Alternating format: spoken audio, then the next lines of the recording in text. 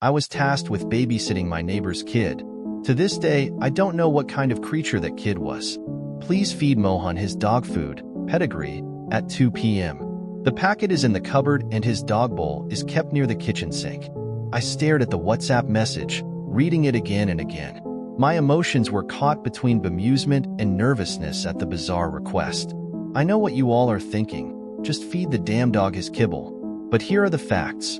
Mohan is not a dog. He is a 10-year-old. To give you all some context upon my situation, I had agreed to babysit Mrs. Sharma's son Mohan because my mother wanted our new kooky neighbor to feel at home. And no, this was not a paid babysitting job.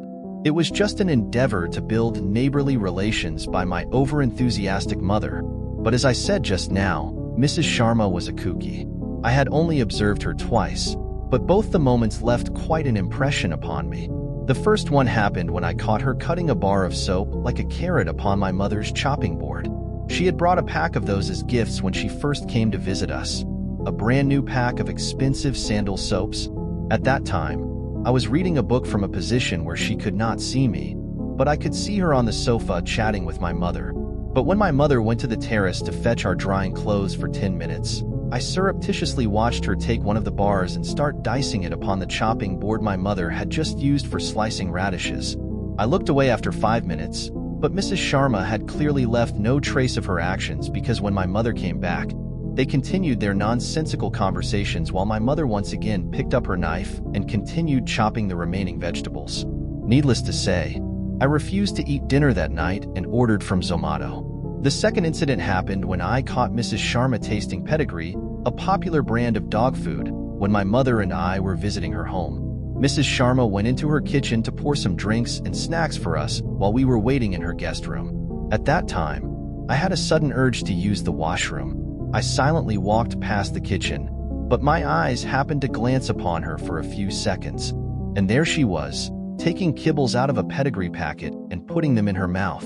I refused to eat anything she served to me, and my mom later on. I also mentally grimaced every time my mom picked a bite to eat. The woman clearly had issues, and I wished that my mom would have stayed clear of her. But fate had other plans. The two had become fast friends, and now I was saddled with babysitting Mrs. Sharma's 10-year-old son Mohan. When I had questioned my mother about why we didn't see Mohan during our visit to Mrs. Sharma's house, Mom told me that it was because he had gone on a walk with a girl from our colony. My mom also gave me a list of written instructions on how to take care of that kid. I wished she would just WhatsApp me, but she just had to write it on paper in her terrible handwriting. Honestly, the only redeeming quality of Mrs. Sharma so far was that she was not as technophobic as my mother and had agreed to message me the instructions. The babysitting ordeal was to last from 12 noon till 6 in the evening. I had not even glanced upon the list my mother had given me, as Mrs. Sharma had promised me that she would text me the relevant tasks throughout the day. So, with an irritated look upon my face, I went to pursue the challenge. I first saw Mohan in the living room of their house, watching television. An episode of Doraemon blared from the television and I winced at how loud it was, but the kid was unaffected. Mrs. Sharma had just deposited the keys to her house with me right outside the house and left in a hurry, without even introducing me to her kid. Her craziness clearly wasn't going away anytime soon. I felt sorry for the kid for having such a weird mother without even having met him. So that is how I had relaxed a little and entered their living room after safely locking the door. I was told by my mother that Mohan was 10 years old, and he looked exactly like a normal 10-year-old would. He was watching the television screen with his black hair combed back, wearing a red t-shirt and a pair of comfortable pants, munching upon Maggi noodles with a glass of mango juice nearby. I introduced myself to him, and he monotonously replied to my basic questions, his attention clearly fixed upon the television. But he looked comfortable enough. So I went into the guest bedroom of the house to watch Dairy Girls on Netflix after reassuring him to call me if he needs anything. I was captivated by the show until Mrs. Sharma's message notification came on WhatsApp. That is when the weird message that I had talked about earlier came in at 1:40 p.m. And reading the message made me wish that there was some version of CPS in India because the entire event just screamed that something abusive was going on with Mohan and his mother. I wondered if Mrs. Sharma was joking with me, so I nervously went to the cupboard to see if I would actually find dog food over there. I was hoping that the last time I saw her eat Pedigree kibbles in her kitchen, was just some hallucination or glitch in the Matrix moment. But there it was, a yellow packet with a cute little golden retriever picture, a big packet of pedigree. I stared at it for a good 10 minutes, wondering what my next steps should be. Should I make a run for it and inform my mother about the incident? Or should I grab Mohan along with me too? Or should I just ignore my conscience and feed him the dog food and finish my babysitting task? Because if the past events were anything to go by, it certainly would not be the first time he would be eating it. My mind was racing in all directions until suddenly, I heard scratching at one of the bedroom doors nearby. To say that my blood had turned to ice by now would be an understatement. I quickly ran to Mohan and asked him what was causing the scratching. Maybe it was just a pet that Mrs. Sharma had confused with Mohan, I thought nervously. But Mohan's reply caught me off guard. "It is the red man," he told me. "What?" "Just ignore him and don't open that door." After giving that vague answer, he went back to watching some cartoon. I was beyond scared by this point and just wanted to bolt out of the house. But one question still lingered in my mind. "Does your mother feed you pedigree?" I asked him cautiously. Mohan looked at me for a few seconds and nodded yes. I sucked in a breath and hurriedly told him to come with me to my house. He had clearly been abused and was under some delusion of the red man. I could not in good conscience leave the kid here with that crazy witch. So, I just grabbed his arm and started dragging him with me. I frantically reassured him that we would call the police on his mother and he would be safe from her. But he quietly told me that there was no point to that. That made me pause in my tracks. I looked over my shoulder to see that he had suddenly become hunched over and was shaking with tears. "That woman is not my mother. My mother was killed 2 years ago. The red man had killed her. And if you try to complain about it, it will kill you." "What the hell are you talking about?" I screamed at the kid, my mind spinning. "It is true. It used to be just me and my mom, the real Radhika Sharma. She used to be normal. But one weird rule existed in our house. Mom had forbidden me from going to the guest room of my house, claiming that a ghost lives there, and we should be wary of him. I used to be extremely afraid of that threat because I could sometimes hear scratching sounds from behind that locked door. One night, when I went to get water, I saw her standing outside the door to that room with a very frightened look on her face. I saw it. A red hand had suddenly emerged from the door and grabbed her inside. I ran back to my room and hid under the covers the entire night. I was sobbing throughout the night and was terrified. Terrified that my mother had been killed. Terrified that the red man exists and that he would come after me. He never came out. The next day, my mother came to wake me up. I was scared but happy to see her. But that morning, for breakfast, she served me the pedigree that used to feed our dog at that time. Her eccentric behavior did not end there. She would always take baths with a mixture of milk and oil. She would sleep on the roof of our car with her eyes open. She would twist her neck at odd angles pretty often, and she would also cut up slices of soap to feed our dog. Our dog. He died soon because of that. I stared at Mohan with a numb feeling. He continued his rambles. I knew then that thing was not my mother, that my mommy was dead, and I also knew that whatever that thing is, it was trying to imitate humans.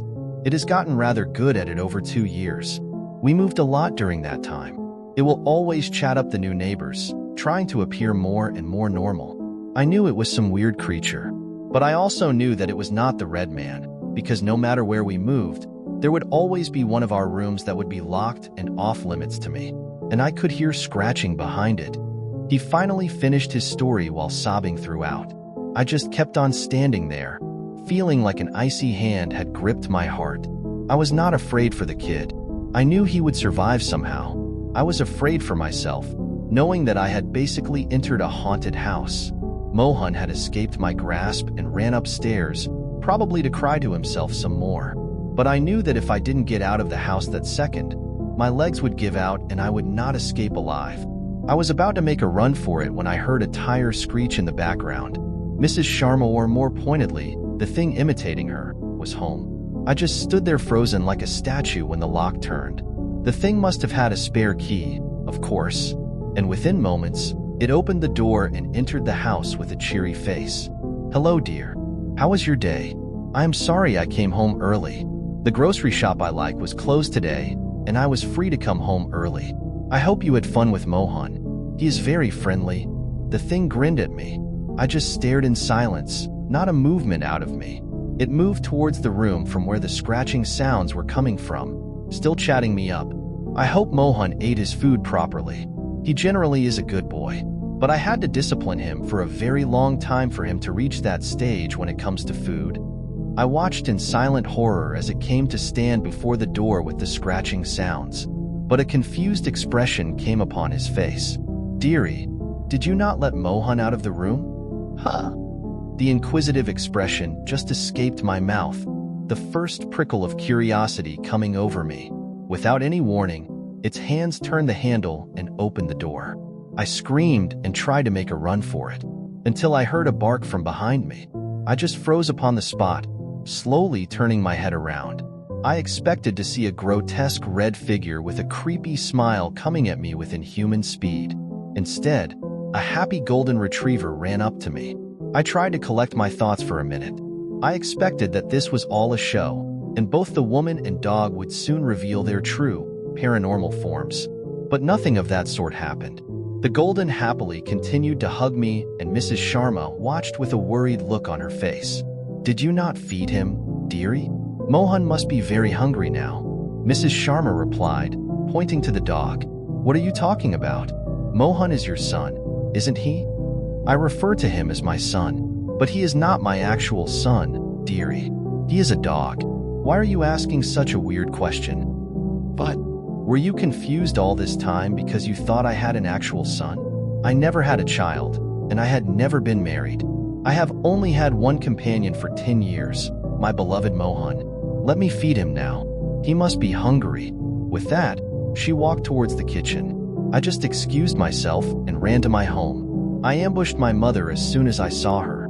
"Did you know that Mohan was a dog?" I angrily questioned my mother. "Of course. Why are you asking such an idiotic question? Was that not clear enough the first time you saw him? Mohan being a dog was literally the first thing I wrote in my list, but you did not read it." My mother chided me. I was at a complete loss of words.